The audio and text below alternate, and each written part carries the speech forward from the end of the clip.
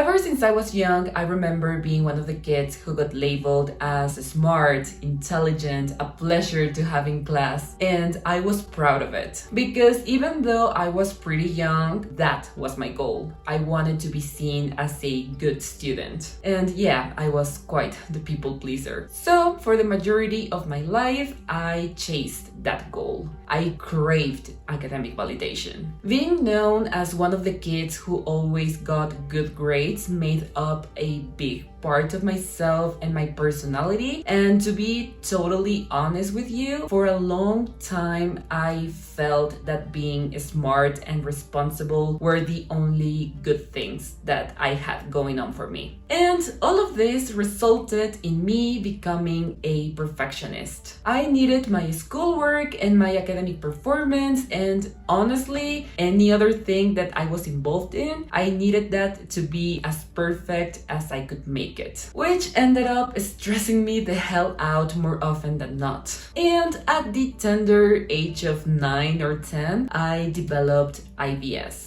due to stress because I really wanted to be perfect and nothing ever seemed to be enough. And the IBS thing is a whole story on its own, but I think it's important for me to share it in this video, so I'm going to try to keep it as concise as possible. Okay, so basically I was in 5th grade, and during class, I started feeling a very intense pain in my stomach area. And to make matters worse for myself, I was an extremely shy kid. So I was really nervous to walk to my teacher who was explaining something to tell her that I was feeling sick. So I sucked it up for a couple of minutes, but the pain became too much for me, so I just ended up standing up and telling her that I was feeling sick. And I guess I did look really bad or something, because she dropped everything and took me to the principal's office so that I could call my parents. But on the way there, at some point, I fainted. And I guess it was probably because of the intensity of the pain. And I didn't notice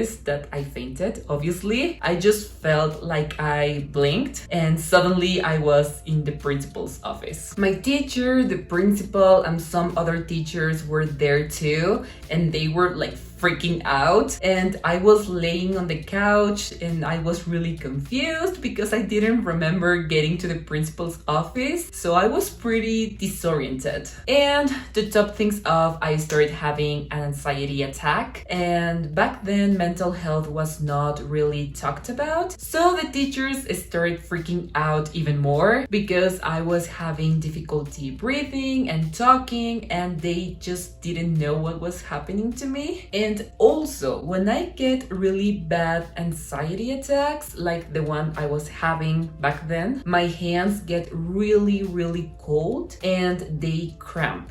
So they end up curled up like this, like claws. I don't know how to explain it. And I can move them properly. It's like really weird. So yeah, the teachers are really concerned, and my parents were not close to the school that day. I don't know why, but that day they just weren't close to the school, so they couldn't come and get me anytime soon, and they were also really scared. And in one of the many calls with my parents, they let me talk with my dad because my anxiety attack was a bit better at that point, so I was able to speak to him, and he told me that one of his co-workers, which I knew well, could come faster and pick me up, and I obviously said yes because I was just really scared and I just wanted to leave the school. So then my dad talked to my teacher to let her know all that stuff. Meanwhile, the pain in my stomach was getting worse and I started feeling nauseous, and then I fainted again. And when I wake up this time, I have a what I believe is called nasal cannula on me, and I freak out. And apparently what happened was that the teachers called an ambulance while I was passed out, and they wanted to take me to a hospital. And I started crying because I was so scared. I didn't want to go to a hospital. I was like, no, I don't want to go. I want to go with insert the name of my dad's coworker, and thankfully she arrived shortly after. So I was like, bye, I'm leaving with her. So they end up letting me go, and she takes me to another hospital, but this time I know that my mom and my aunt were going to be there as well, and they arrived shortly after I did. And here is where they diagnosed me with IBS, and the doctor explains to my mom that the whole thing was due to stress. And you may ask, what was the cause of stress in a 10-year-old? The cause of that stress was schoolwork and the fact that I was preparing for my Taekwondo black belt test. And I wanted to do really well because that's just what I did. So yeah, ever since then, I have had to deal with IBS. Now I kind of have it more under control. My mom has helped me a lot to get to this point. She really tried and still tries to keep me somehow in check. But the thing is that I became better at hiding my perfectionism and my anxiety attacks because I just don't like having people worrying about me. And the thing here is that my parents never pressured me to get incredibly good grades. Like, sure, they wanted me to do good at school, but the one who wanted those incredibly good grades was me. I was the one who needed to get those grades because at some point my self-worth became deeply attached to my academic success. I wanted to be perceived as a smart kid, so I learned to deal with my anxiety attacks on my own so that they wouldn't get in the way of my academic success. And the thing is that I loved the rush that I felt when I did good in an exam, when a teacher would compliment my work, when other people would know me as one of the smart kids. I enjoyed that a lot. But it was a double-edged sword because to get that rush, to get that validation, I needed to keep being that good at school and at everything else, and that pressure sometimes was really suffocating. For example, whenever I was worried about an exam or project, I would get comments like, "Why do you worry so much? You always do so well." And I know that most of the time the people that made those comments to me meant it as a way to calm me down, but in reality it just added to the pressure I was already putting on myself. And I dealt with all of this all the way to college, and let's talk about college. If this is the first video you have seen of mine, I chose a degree that I didn't like. So college was a not so great experience for me because I felt frustrated, disappointed, and angry with myself for not choosing right. And you may ask, why didn't you switch your major or drop out or took a leap year? The answer to the first part of the question is that I had no idea what I wanted nor who I was. So even though I really wanted to switch my major, I didn't know what to switch it to. And why didn't I drop out or took a time off college? The reason was simply because I didn't have the guts to do that, because I was scared of being seen as a failure. So I just pushed through, hoping that maybe this degree would grow on me. It never happened.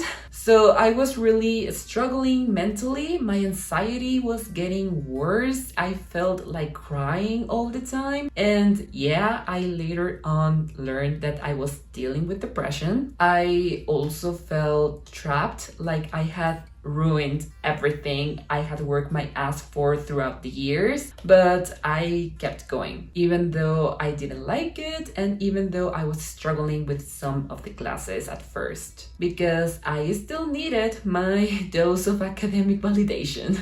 So I worked hard in order to get those good grades, and I succeeded. But the thing is that I got good at getting the grades I wanted, but not necessarily at the subjects of my degree. I mean, I did learn a lot of things, but I don't think I'm as good as my grades say I am. And that was the first wake-up call. My grades don't always define how good I am at something. They are an indicator, but they are not the whole picture. And then 2020 arrived and virtual classes started. And it was around this time that I finally broke down. After years and years of doing this to myself, I finally hit rock bottom. And it was in this year as well that Miss Taylor Swift released a song that described my exact situation, as she always does. And when I first listened to this song, I was like, wait, is this fucking play about us? Especially this part of the song that I'm gonna be putting on screen right now. Around this period of time, my mental health really took a hit. I was struggling and the virtual classes were weighing me down because before this whole Zoom Academy thing, I was a very organized person. I had my planning system mastered and I would follow my schedule to a T. I mean, sure, sometimes I wouldn't follow it, sometimes I would procrastinate, but most of the time I was really good at following my schedule. I loved the structure I had. I was able to do lots of things. Was I overdoing it a little? Definitely. But in my mind, that was not a bad thing. But during this time of Zoom classes, I started losing this ability, and also I started losing this overachiever part of me. I just felt so tired, and when I noticed that I was losing this ability, this drive to get things done, I panicked because I had never struggled to follow my schedule until now. I was not able to focus in class. I was leaving everything till last minute, and it was making me go crazy. It was like I was watching myself from a distance, like an out-of-body experience, if that makes any sense. And the fact that I was in a degree that I didn't like and that didn't spark any joy in me didn't make things any better. But the most surprising thing here was that my grades were not taking a hit, really. They were still good. The thing was that now I was stressing out about the fact that I was doing everything rushed and that I felt as if I was not in control of my academic performance anymore. Eventually, I decided that it was time for me to see a mental health professional again, because I did see one in my senior year of high school, but after graduating, I just stopped for some reason. And I got help to get out of my depression, which apparently I had been dealing with for longer than I thought. I also got some diagnoses that helped me understand myself better. And if you're wondering, yes, I am neurodivergent.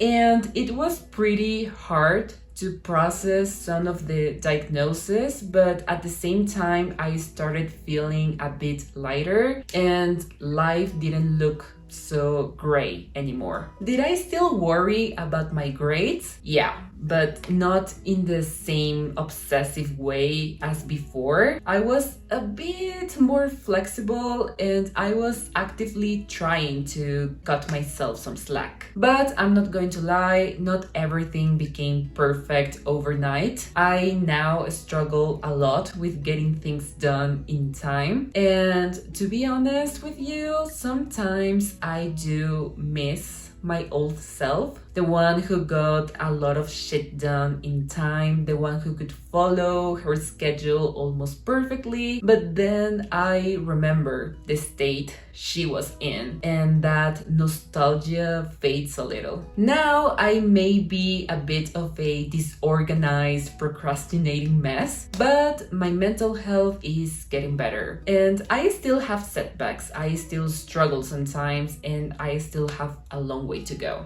For example, I sometimes catch myself stressing over my videos, and I have to remind myself that yes, I want to produce good videos, but that I shouldn't obsess over it. So yeah, I am still a work in progress, and I eventually want to be able to find a balance. Okay, so this is the video. I'm sorry because I know that this was a bit rambly and kind of a mess. Hopefully this video can be helpful for you or for someone you know. Remember that it's okay to ask for help and that you're not alone in this. Thank you so much for watching. I'll see you in the next video. Bye bye.